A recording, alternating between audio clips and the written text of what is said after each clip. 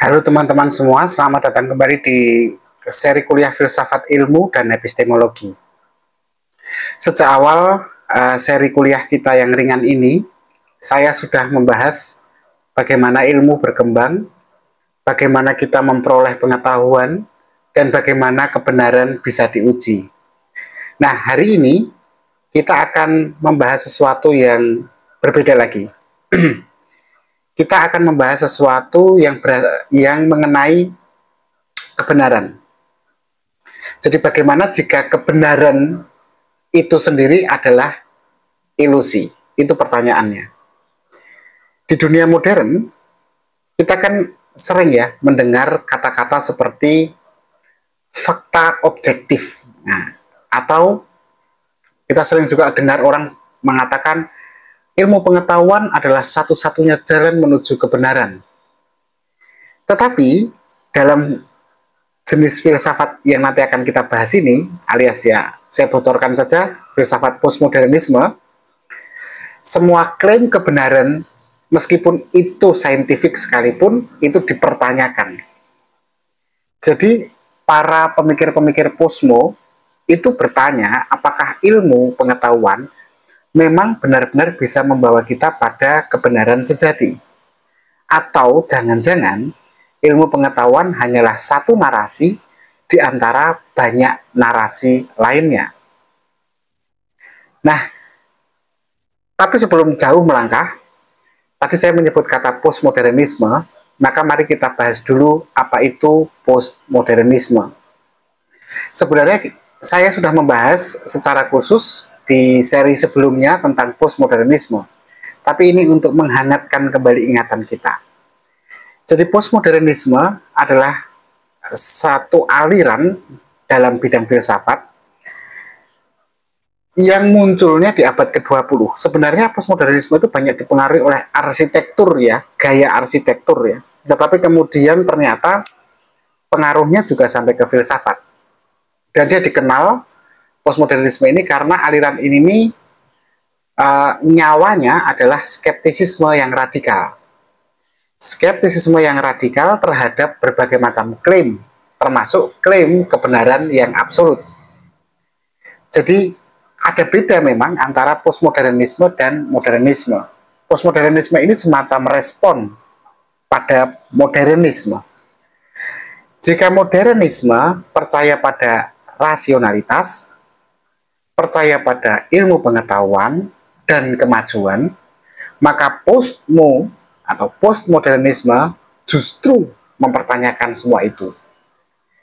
Ada beberapa tokoh utama dalam aliran postmodernisme yang sudah sering kita bahas sebelumnya, seperti Jean-François Lyotard, Michel Foucault, dan Jacques Derrida. Lyotard misalnya itu terkenal dengan konsep matinya metanarasi. Jean-François Lyotard. Kalau Foucault atau Michel Foucault itu yang mungkin teman-teman ingat, dia membahas bagaimana ilmu pengetahuan terkait dengan kekuasaan, panoptikon. Nah, itu Foucault. Kalau Jacques Derrida, dekonstruksi. Teman-teman pasti ingat, kita pernah membahasnya juga, bahwa menurut Jacques Derrida bahasa itu ambigu, ada makna tersembunyi, maka kita harus mendekonstruksi teks supaya kita menemukan makna aslinya. Nah, mereka nggak hanya tiga, ada beberapa yang lain, tapi yang cukup tersohor di kaum posmo itu ya tiga itu tadi, itu menantang sebenarnya gagasan modern yang menempatkan ilmu pengetahuan seolah-olah sebagai otoritas mutlak yang menentukan kebenaran. Jadi di abad modern itu ilmu pengetahuan itu layaknya agama gitu, menggantikan posisi agama ya setelah matinya Tuhan eranya Nietzsche, kan modernitas itu kemudian menuhankan ilmu pengetahuan.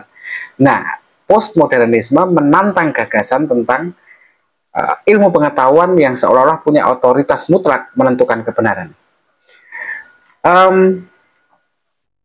Oke, kita akan coba untuk memahami maksudnya, itu kita akan memahami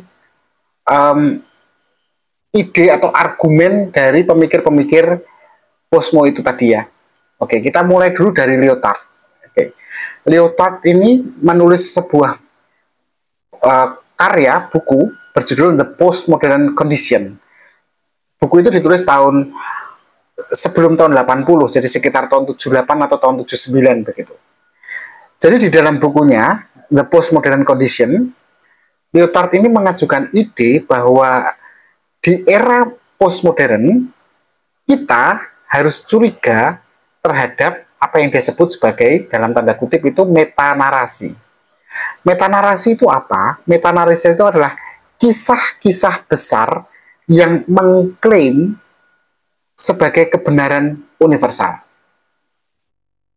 Jadi begini, maksudnya kisah besar itu bagaimana? Jadi gini, kita itu seringkali menggunakan kisah besar atau cerita besar untuk memahami dunia. Kisah besar itu apa? Apa saja? Pertama, ilmu pengetahuan. Kedua, agama. Ketiga, kemajuan teknologi. Nah, Lyotard itu mengistilahkan ketiganya ini sebagai narasi atau kisah. Ilmu pengetahuan itu adalah kisah.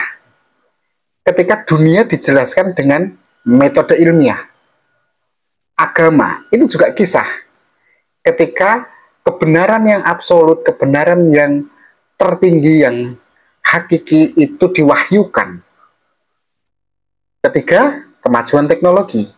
Ini juga kisah atau narasi kalau menurut Jean-François Lyotard.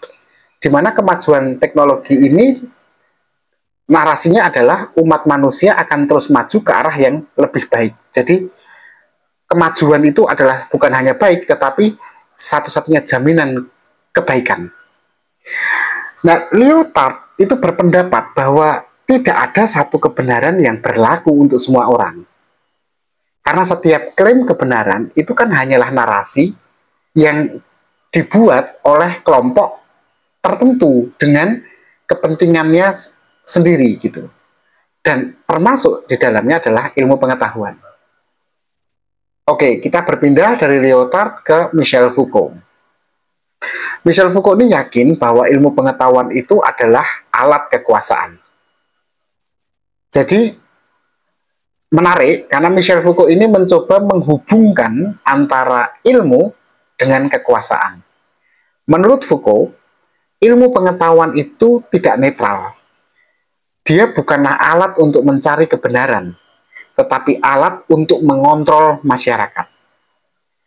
Dia menunjukkan bagaimana ilmu itu seringkali digunakan untuk menetapkan norma, utamanya dalam bidang medis misalnya, ilmu pengetahuan medis misalnya. Itu kan menentukan loh, yang ini boleh, yang ini tidak boleh, tidak sehat. Atau yang ini waras dan yang ini gila. Yang ini sehat, yang ini sakit. Atau ilmu pengetahuan sosiologi, antropologi misalnya, yang ini beradab, yang ini primitif.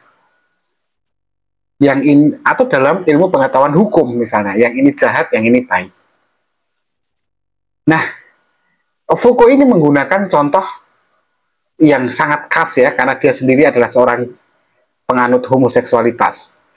Maka dia menggunakan contohnya, misalnya begini, dulu ya, kata dia, homoseksualitas itu dianggap sebagai penyakit mental dalam ilmu psikologi. Dan hari ini, homoseksualitas tidak dianggap sebagai penyakit mental. Atau gini, dulu ras tertentu, katakan kulit putih gitu ya, dianggap lebih unggul berdasarkan teori ilmiah evolusi yang bias. Nah, ini membuktikan bahwa ilmu itu tidak pernah benar-benar netral. Ilmu selalu berkembang dalam konteks kepentingan sosial, kepentingan politik, dan ekonomi tertentu. Maka kesimpulannya, Foucault menegaskan bahwa ilmu adalah bagian dari jaringan kekuasaan. Oke, dari Foucault kita berpindah ke pemikir Posmo lain, Jacques Derrida, di mana dia terkenal dengan konsepnya dekonstruksi. Derrida ini menunjukkan bahwa bahasa yang kita gunakan itu, apapun bahasa kita, itu ambigu. di mana makna satu kata itu selalu bergantung pada konteksnya. Misalnya kalau saya bilang kucing hitam, apa yang teman-teman bayangkan? Bagi sebagian orang, kucing hitam itu hanyalah deskripsi fisik. Kucing warnanya hitam. Tapi bagi orang-orang Eropa atau orang-orang katakanlah suku tertentu akan menganggap bahwa kata kucing hitam itu simbol kesialan. Kata yang sama bisa punya banyak makna, tergantung siapa yang membaca dan bagaimana si pembaca itu memahaminya. Nah, bagaimana dengan ilmu pengetahuan kemudian? Kalau ilmu itu didasarkan, kan ilmu pengetahuan tidak mungkin tidak berbahasa ya, dia pasti menggunakan bahasa. Bahkan dasarnya adalah bahasa. Dan masalahnya bahasa itu tidak pernah benar-benar stabil. Dari situ saja, kita sudah melihat bagaimana ilmu pengetahuan memiliki dasar yang rapuh.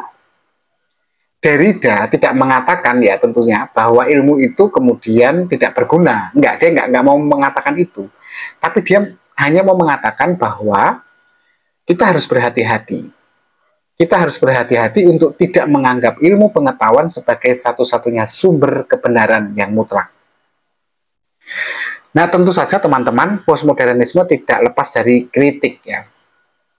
Dia mengkritik modernitas, tetapi dia sendiri juga dikritik nih posmo. Beberapa kritik utama pada posmo misalnya, banyak pemikir yang menganggap bahwa postmodernisme ini terlalu skeptis ya. Terlalu meragukan segalanya hingga sulit membangun pemahaman yang utuh, yang sama.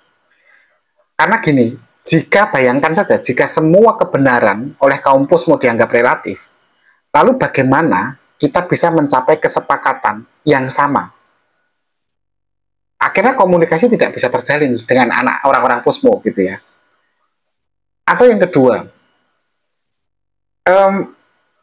mungkin saja memang ilmu pengetahuan tidak sempurna, tetapi toh ilmu pengetahuan tetap yang paling bisa kita andalkan hari ini. Paling enggak untuk menebak apakah nanti hujan atau tidak. Itu kan dari klimatologi gitu ya. Itu kan bisa kita andalkan. Mungkin teori bisa berubah.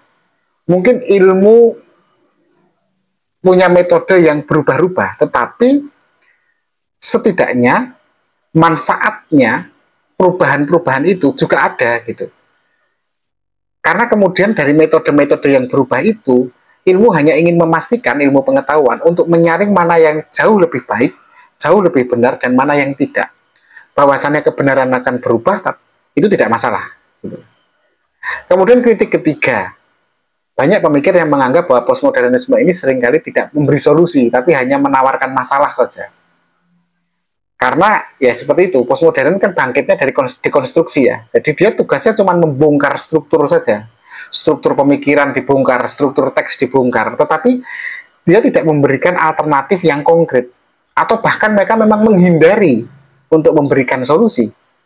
Karena solusi itu sendiri kan justru akan mematikan relativitas gitu kan. Jadi meskipun postmodernisme memberikan kita perspektif yang baru, ya kita tetap harus hati-hati agar tidak terjebak dalam skeptisisme yang ekstrim. Saya pikir begitu dulu teman-teman pembahasan tentang postmodernisme dan pengaruhnya pada dunia ilmu pengetahuan. Semoga ini bermanfaat. Terima kasih dan tetap berpikir kritis.